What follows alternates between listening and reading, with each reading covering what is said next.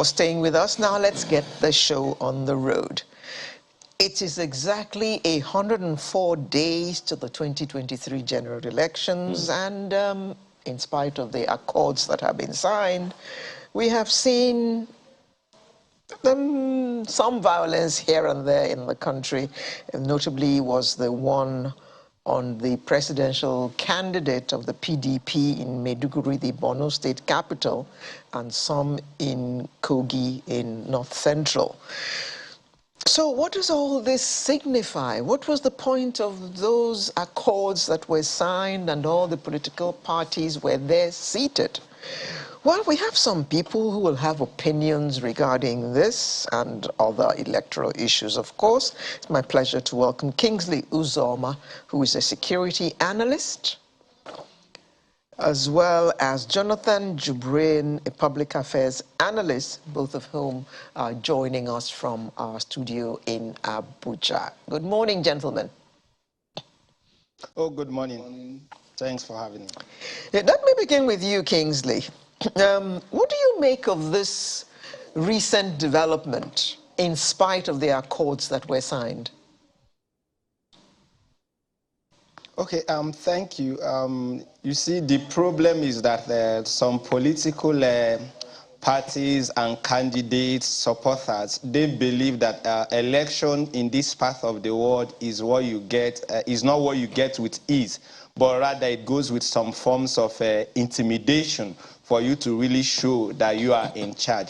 But it goes beyond signing an accord, because the accord was signed by the party figures or the candidates. How about the supporters who designed the ethics or code of conduct for them during rallies? Yes, the onus is not on the police, which is the lead security agency, not just on internal security, but as long as election is concerned, the police is the #1 partner of the electoral management body. So from the report we have and on the field, like the one that happened in the north, yes, they were like, the report has it that the police officers looked away while these things were going on. So that the answer is, who questions these officers? Yes, beyond having a VIP personnel, the police officers and other security personnel on guard should be able to, we should be able to hold them responsible, because their protection is not just for the VIPs, but to make sure that hoodlums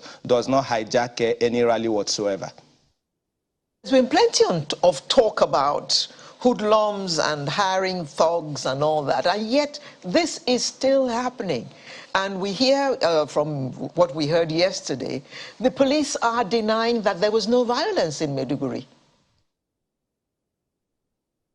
The issue is that I'm very much aware that the police, they've been doing threat assessment and analysis. So for that particular issue, yes, you know, this politics and the way we operate in this part of the world, at times it seems as if the police personnel are complicit in the sense that they are loyal to certain political parties in power or individual.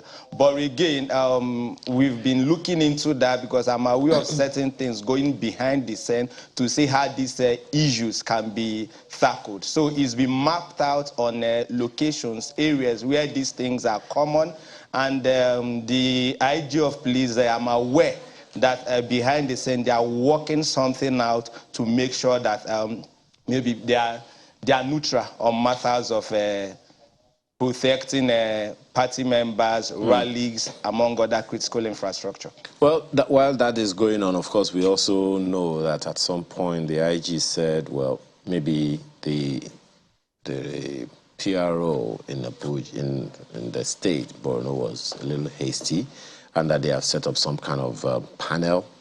And I'm pretty sure you're aware of that as well. One of the challenges that one sees here is, and my colleague here, Alero, talked about the accords and all of that they signed earlier about these things. Is that to say that all of that was just for the cameras and that it didn't drill down, or that the political parties themselves are not just taking it serious? So what then, in your opinion, is the essence of the accords, the peace accords that were signed?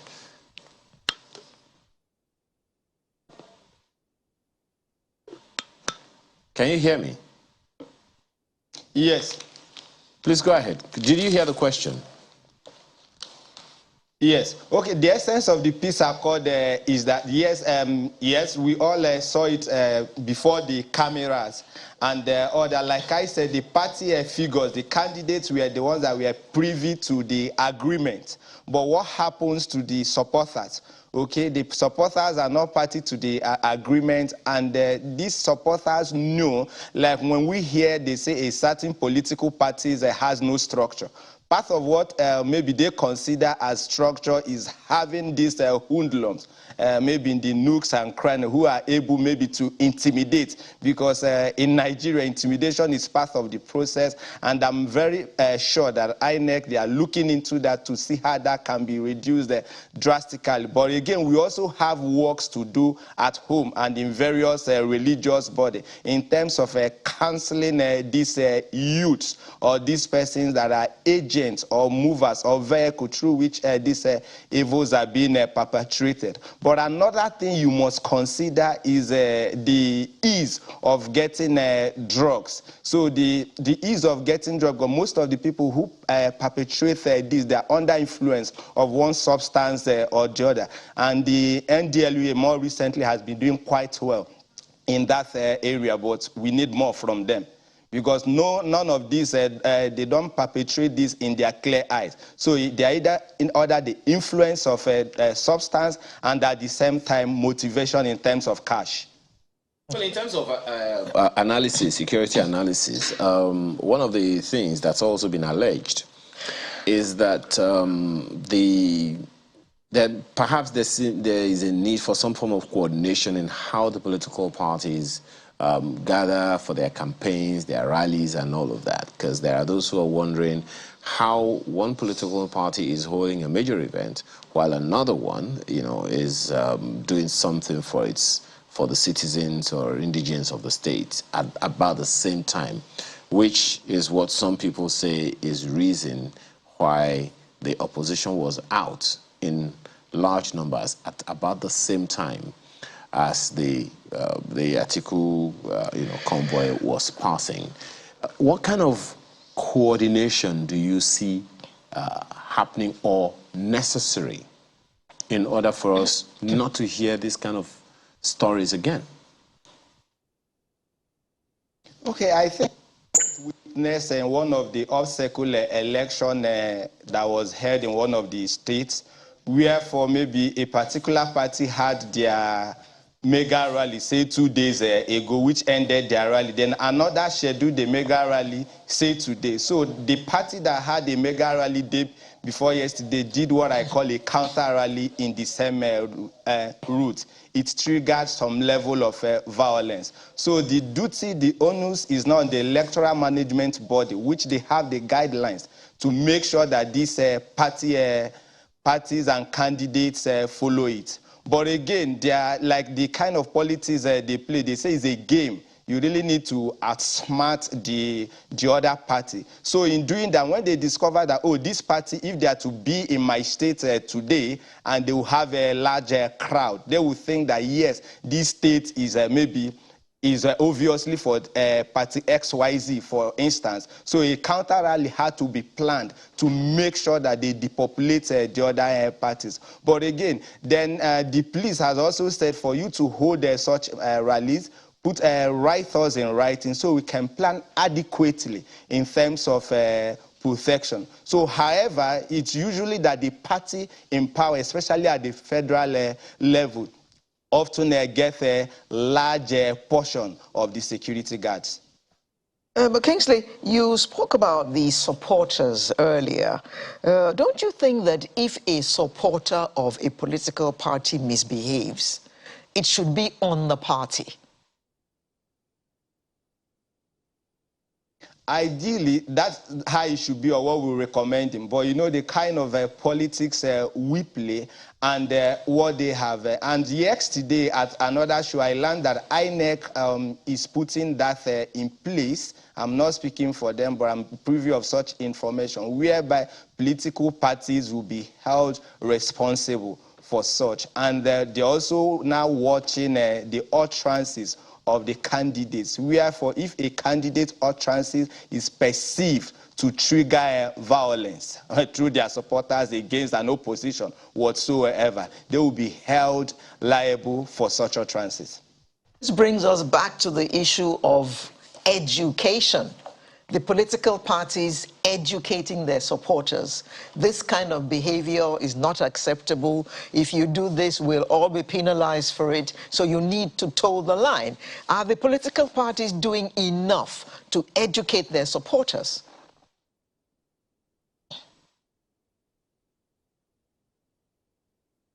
No political party can be said to be doing enough to educate their supporters. So rather, the onus falls back to the INEC, the Electoral Management Board, in terms of the Commissioner on Voters' Education, to plan more town hall meetings, get these political parties involved, to make sure that at every point in time, in town hall meetings at the maybe ward level, local government level, and at state level, even including utilizing maybe other avenue like the social media, to make sure that these informations are passed to these supporters, and maybe they have to make a stiff penalty to ensure that maybe before you have yourself engaged or become an agent of violence, you know the repercussion that goes with it. So it's not just the INEC, the political parties have a responsibility on that aspect to do. The security agencies also have key responsibility to do, to make sure that in their intelligence gathering, they are able to map up and spot these individuals and the group of persons that are capable of causing violence.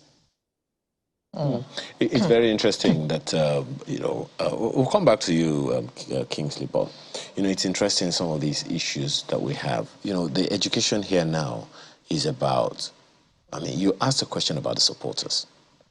And that's really very, very important. I hope we'll be able to take that on with, the next guest, who is also a public affairs person. Because yesterday when we were chatting, we talked about the responsibility of the people themselves. The people are in various communities. The people are the ones who vote. The people are members of political parties. The people are the ones who go to the rallies. The people are the ones who clash with people. Unfortunately, that's just the reality that we have on our hands. So it's a lot of work for us as a people. And we have to find a way to ensure that at the end of the day, we're just one people. Yeah. We're neighbors, we're friends, and all those things. But Kingsley said that the INEC commissioner in charge of voter education that the onus is on him. Well, the onus might be on him to call the leaders of the political parties. But I think to reach the supporter, it is the political party itself. Because if INEC calls a town hall meeting, for instance, I don't suppose that every supporter is going to walk in there and go and listen to what INEC has to say. But if the political party calls a meeting of its supporters, they're more likely to show up, don't you think? And I think it's a responsibility that they themselves have, the political parties. Voter education is not just for INEC. We need to make that very clear. Yes. Voter education is not just for INEC. INEC is not the one canvassing for votes. Thank you. So maybe our next guest might be interested in having that conversation with you. Mr. Jonathan Jibrin, who is a public affairs analyst, is with us in our Abuja studio. Thank you very much for joining us again. Yes. Thank you very much. Let us just throw that question straight at you. This issue of voter education. What are your thoughts? Well, I think that the voter education thing goes beyond INEC.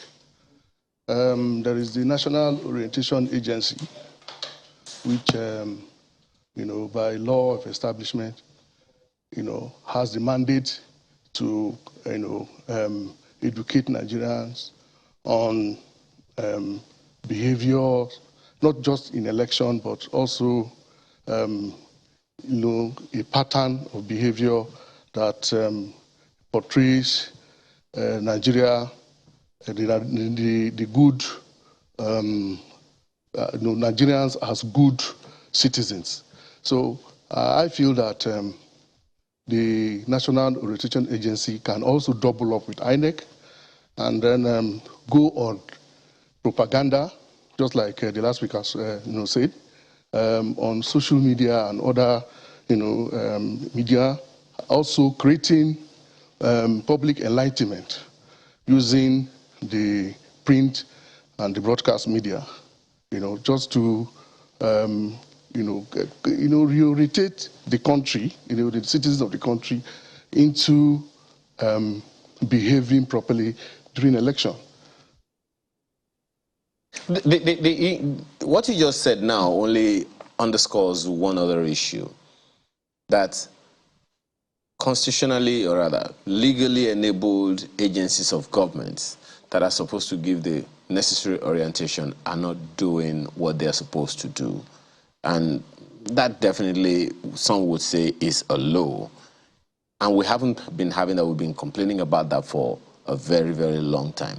In your opinion, what are the challenges that seem to be mitigating that? I think also the challenges are that maybe the process of recruitment to the heads of these agencies are not professionally done.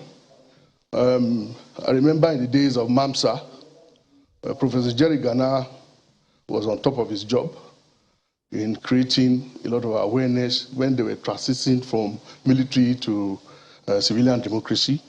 And he went through the whole country with his campaign, with MAMSA campaign.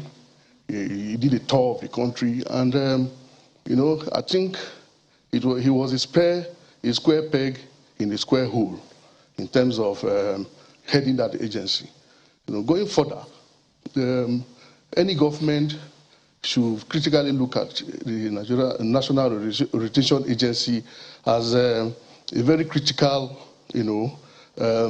player in creating this kind of awareness on changing the orientation of the citizens of Nigeria on good behavior, not just in election, but in many other things. We had the Y Brigade, the days of Buhari in his first military, shot at ruling this country.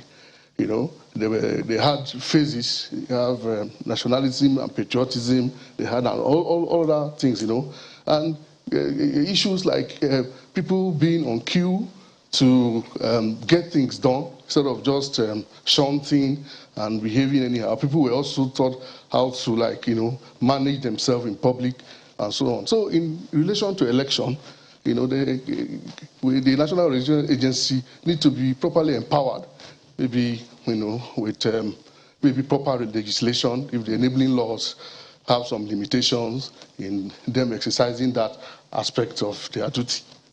There's something you said now that struck me, and I remember it very, with some pleasure. Even my colleague smiled when you mentioned MAMSA. But you talked about the days of the war against indiscipline, and you talked about the fact that one of the major things that Y was supposed to do at the time was patriotism and all those things.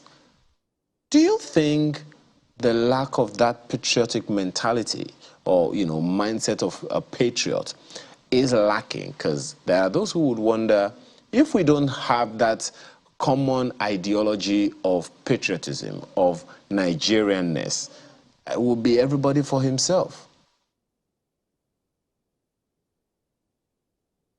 Yes, the truth of the matter is if a patriotic Nigerian knows that he has just one vote, and that one vote he goes to exercise, and also he should, that spirit of patriotism should also lead the individual to accept the outcome of the election.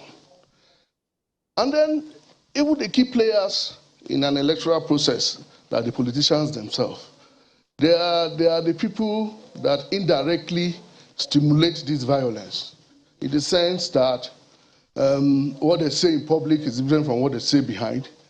Their body language, let me tell you something about followership.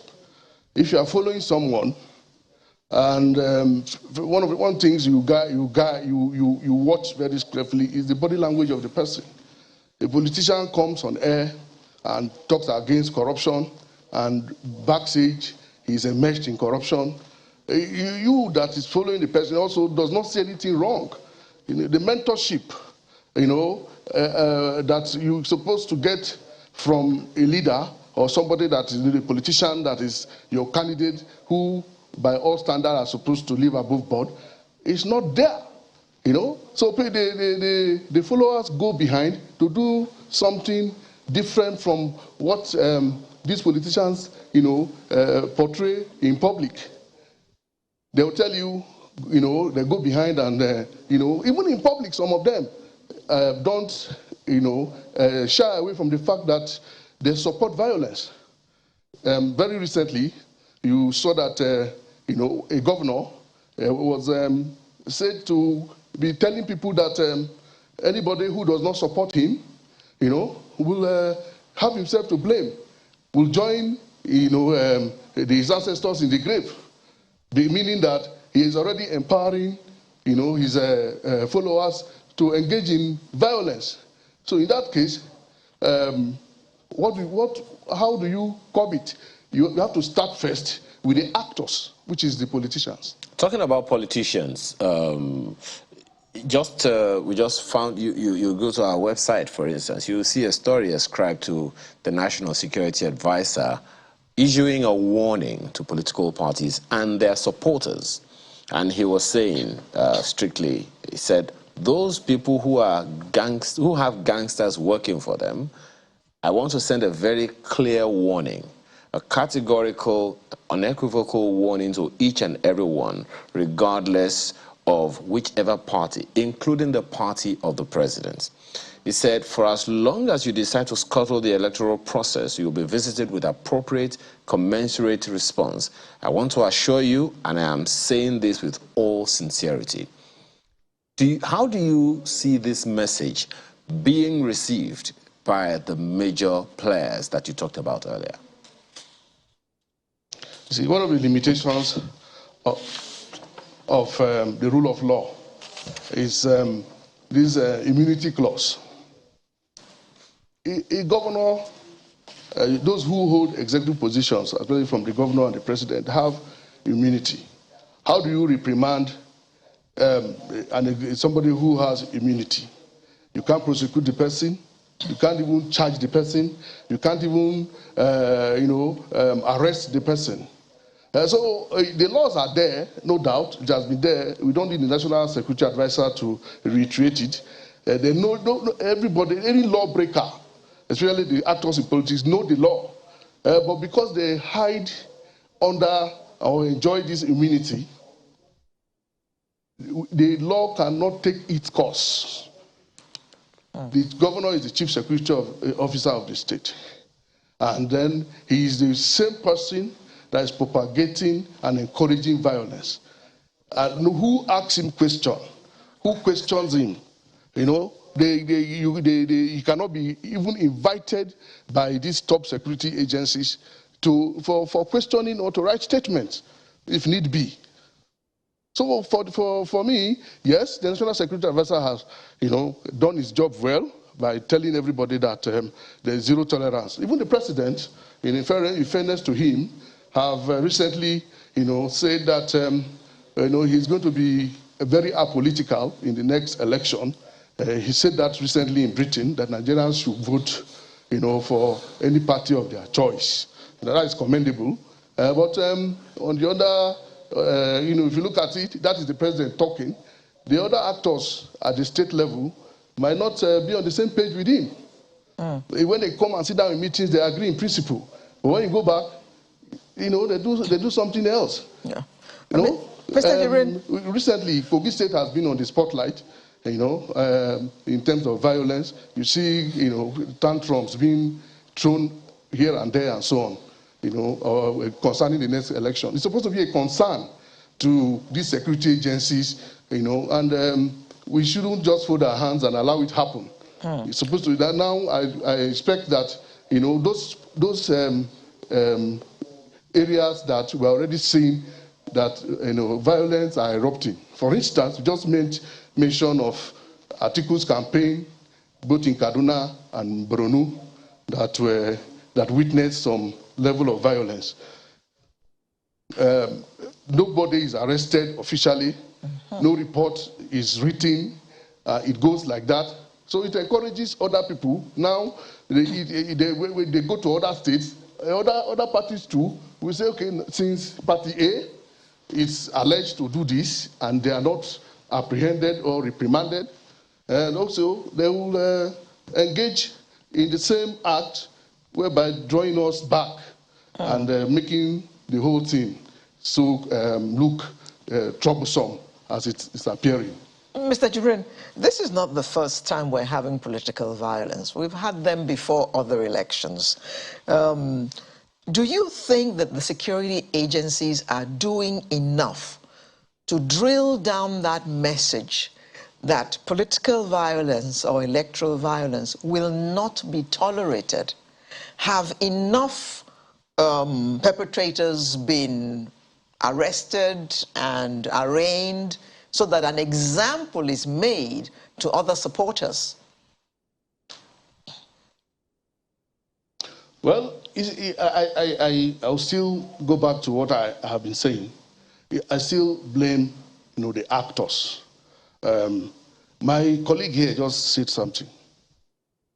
Sometimes we find out that you are near to believe that some security agencies are complicit in this act. In the sense that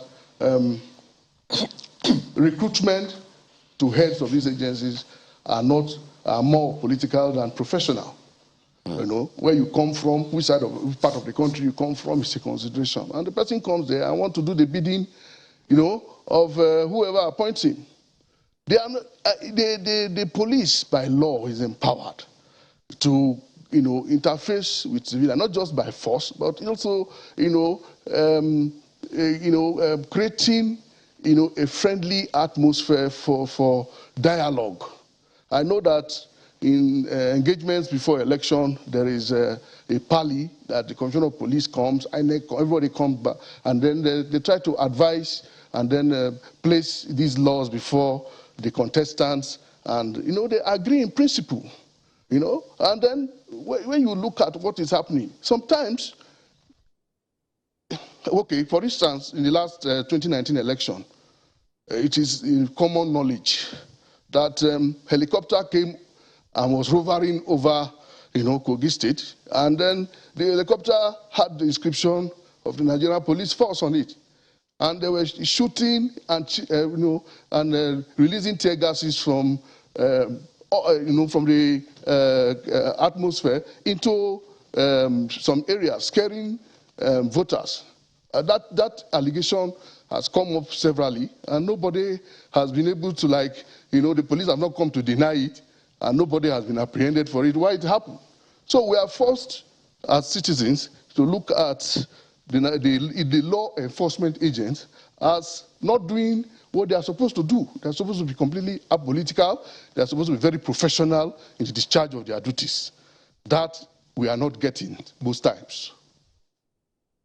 It's very interesting that you raise that issue that way. But, so if we're to ask you for a solution or a way forward, a step that needs to be taken now, given all the issues that we've talked about, INEC has a voter education, responsibility. Political parties have voter education responsibilities, and the entire electoral process seems to be in the hands of all Nigerians at the same time.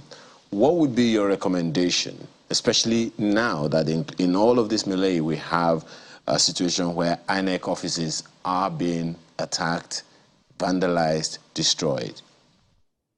Do you think we have a silver bullet, a one solution thing that can deter the level of electoral violence, the various shades of electoral violence that we have on our hands? Well, what I see is there should be some form of enforcement of this law. Anybody we should have scapegoats, people who go in for it, either they are convicted by law or other forms of measure, other fines or something like that are put in place and enforced. Of course, the laws are there, but the enforcement is zero. The reason people get away with a lot of impunity in during election, and that it encourages every other person to participate in it. Now that the president has come out boldly to say he's going to be apolitical, he's going to be neutral, he has also charged the security agencies the same. We should also go, it should go beyond just mere rhetorics into action. We want to see that agency is fired for negligence of duty or something like that. We want to see those things coming up. And on the other hand, the politicians as well should be committed to, they should drop this desperation. Election is the only means that power is acquired. And so, because of the high level of desperation, they go to other means of achieving this. Thank God the electoral process, is getting better by the introduction of beavers and other measures to curb, malpractice and fraud. But beyond that, the politicians have so much to do. They should be committed to their promises. We see them signing peace accord. If you sign peace accord, you also have a duty to go back to your supporters to educate them.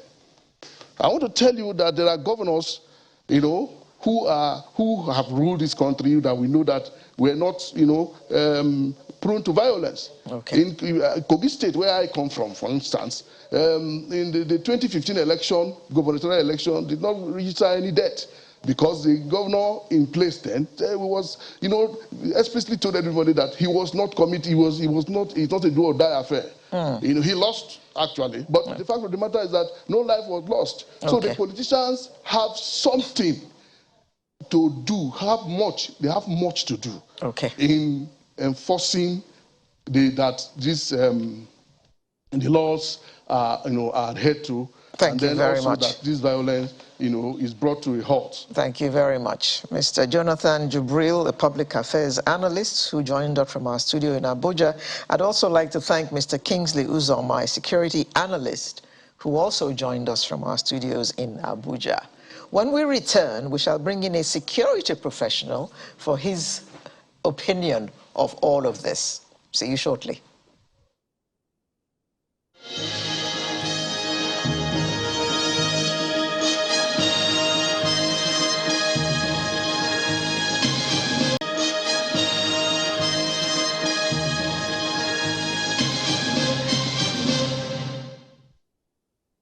Welcome back.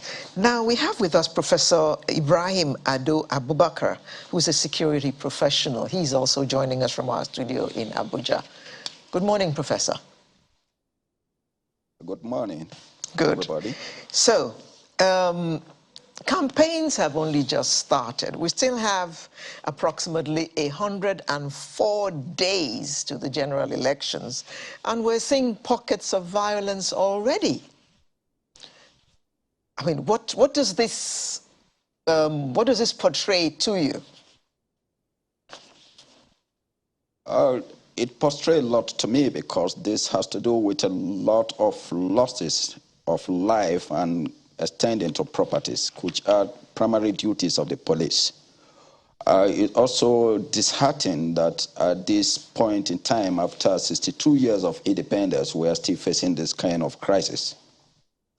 But then, speaking of, I would say that it is because we have not been able to build a security template, and that is so disturbing. But then, when you say we haven't built a security it's disturbing template, in the sense that... just a second. When you say we haven't built a security template, exactly what do you mean by that? Because there are those who would say, hey, we have security architecture. We have a security policy that is supposed to be more citizen-centric than state-centric. So when you talk about security template, is that a missing gap for you? What I'm saying, when I say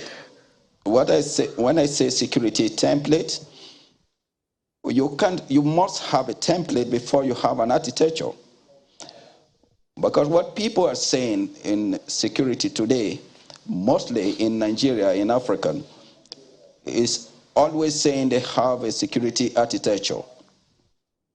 How can you have a security architecture when you don't have a template? It's just like somebody who has no land and he said he wants to have a building. So if we go further, because we have an issue to talk about electoral security, which is just a section of political security. So how many departments of the security agencies we have in Nigeria or African that are trained on political security? Professor? This is the problem. Professor, do you think that the political parties are doing enough to educate their supporters, or are they leaving it all to INEC? Which is why we are seeing this level of violence so early in the process. I will say it frankly. I will say it frankly that to me, we don't have a political parties. We have political platforms. Political parties are where I am contributing. Everybody is contributing into a party. But here we have a political platform where anybody can come in and use to climb to power. So we don't have a political party. Because if you ask all the members of the parties, what is their contribution to the party, they don't have any contribution, financially or otherwise. So it's the candidate. It's all about the candidate. What kind of contributions are the supporters supposed to make to the party so that they belong? Yeah, the supporters are linked to, not linked to the party. The supporters are linked to the candidate. So when I invest my 1 billion naira, I want my 1 billion naira to come back. Whatever way it comes back is nobody's business. To come back with interest. It's me. Professor, you want your 1 billion to come back with interest. That is very good. Yeah, correct. So we have a political platform, not a political party. So the political platforms are not doing what political parties should do. Is that your point? A political party is what I and you and everybody comes in together and form, and we have our contribution. If our contribution at the end of the month is 100 naira, everybody is contributing 100 naira. At the end of the day, we pick our candidates from whatever level we want to pick them, from the ward to the local government to the state and to the federal. But in a situation where I have to finance myself or I have friends putting in everything to finance me, then it's a political platform. And that is where you can see people cross-carpeting every day. Today I'm in this party, the next day I'm in the other party, because I know I want something from them.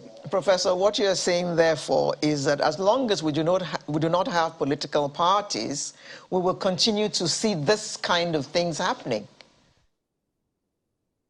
Yeah, as far as we don't have a political parties and we still have a platform, we are still using a platform, then we should also experience this kind of challenges.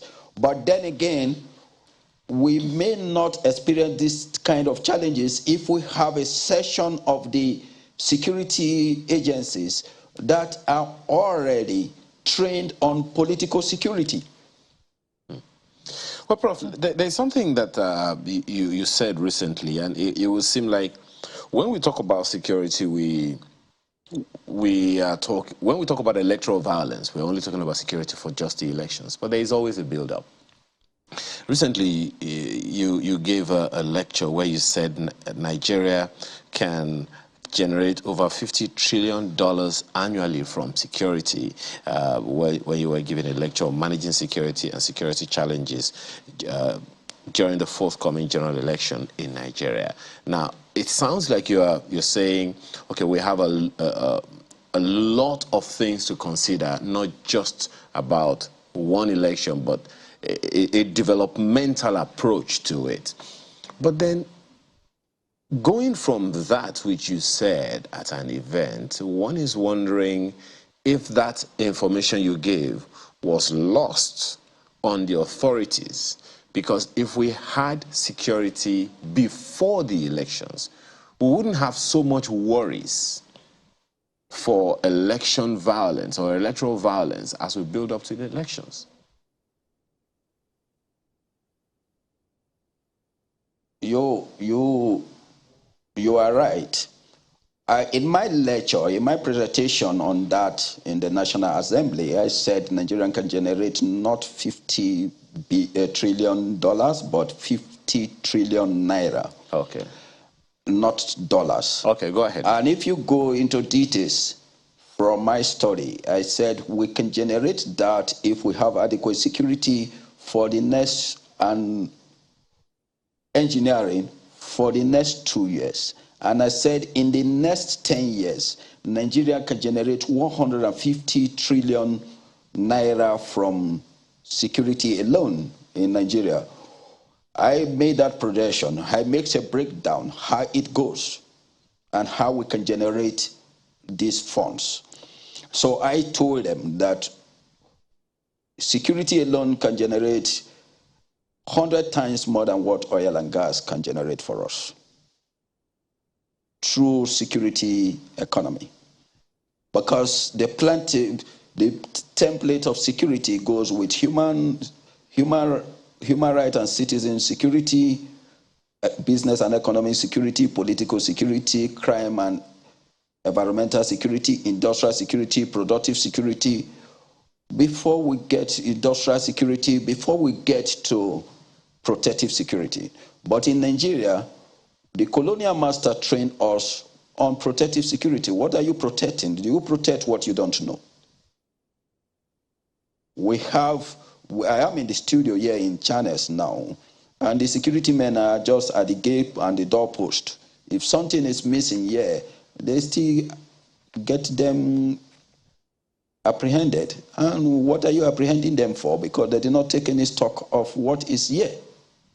So also so many houses and so many business premises in Nigeria. So that is the problem. We can generate 50 to 150 trillion naira from security alone, if we are serious.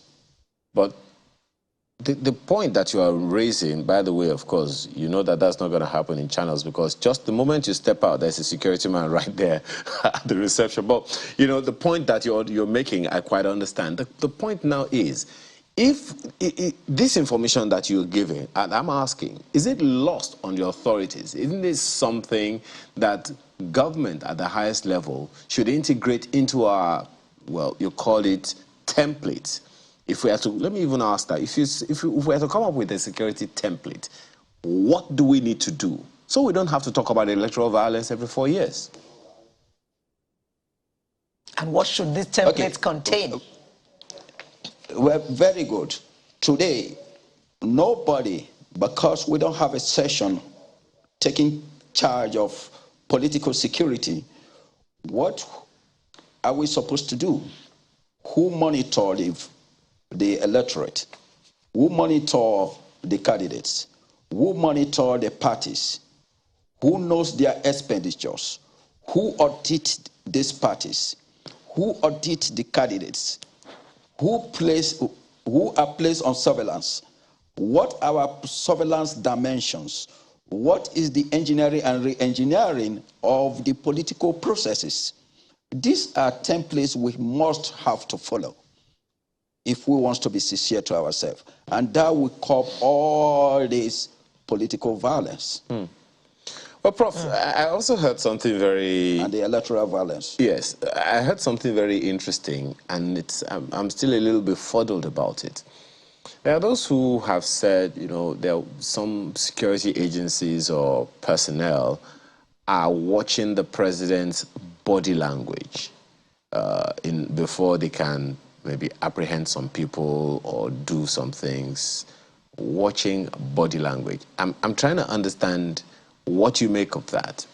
My layman or naive position is there are laws. The laws are very clear on what crime is or what offenses are, and you violate the law, you get picked up. It's just as simple. But so I'm not just talking about the electoral violence. I'm talking about laws generally. Security agencies ought to just necessarily do the things they need to do without being prodded. So when you hear body language, what do you understand by that? But what do you think they're talking about? When you talk about body language, the president's body language, then you are actually not a security professional. I have been advocating for security laws. Security laws are not our constitution or the evidence law or criminal laws. The security laws differ from the constitution, the penal code or criminal code or whatever, or the constitution. If you don't have a security law, then some of the agencies will not be able to do what they are supposed to do, because security law also cover defense, military, and other organs of security and the people. You find out that when you are building a police network, what are the policing network?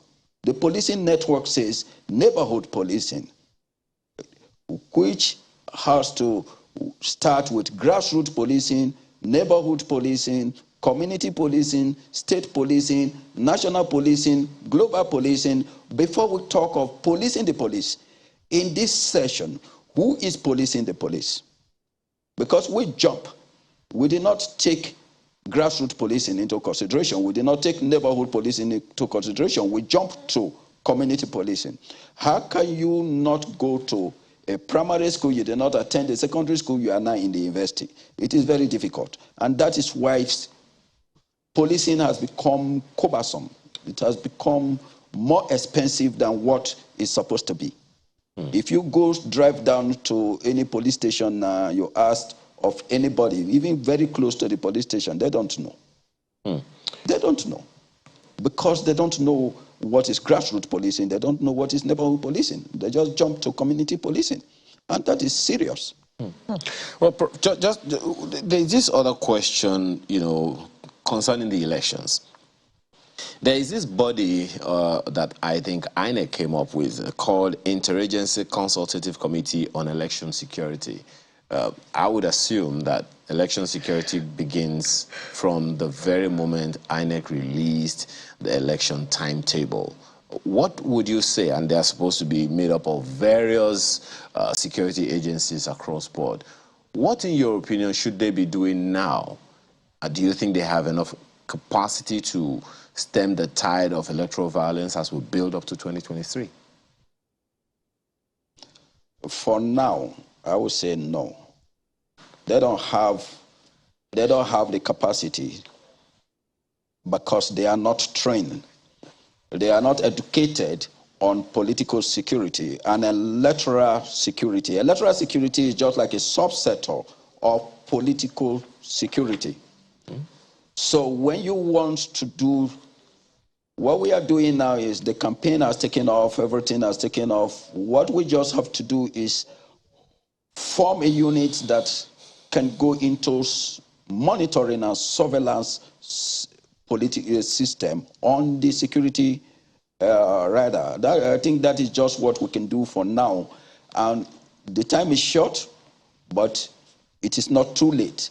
The police, the secret police agencies, which is the SSS, and maybe the Nigerian Civil Defense and Civil Defense can also come in, has a training session, look at how they can monitor and place surveillance on the security system for now, the electoral security system for now.